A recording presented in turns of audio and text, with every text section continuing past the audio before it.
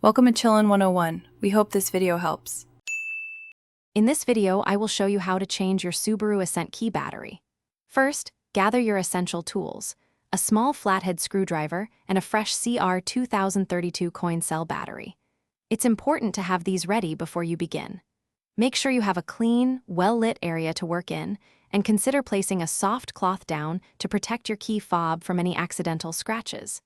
This preparation will make the process smooth and simple. Now let's open the key fob.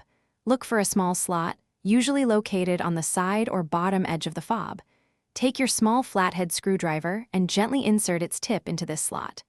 With a slight, careful twist of the screwdriver, you'll feel the two halves of the key fob begin to separate. Be gentle to avoid damaging the plastic casing. The goal is to create a small gap, allowing you to fully separate the two sections. With the key fob open, you'll see the old battery. Before removing it, take a moment to observe its orientation. Typically, the positive side, marked with a plus sign, faces upwards. Gently pry out the old CR 2032 battery.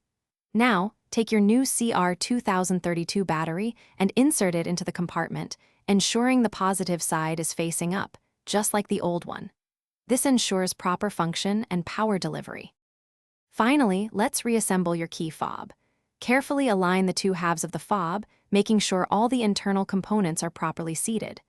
Gently press the two halves together until you hear a satisfying click, indicating they are securely fastened.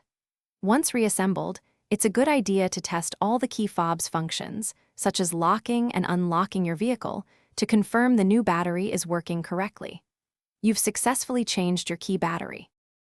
Thanks for watching. Consider subscribing if we helped you.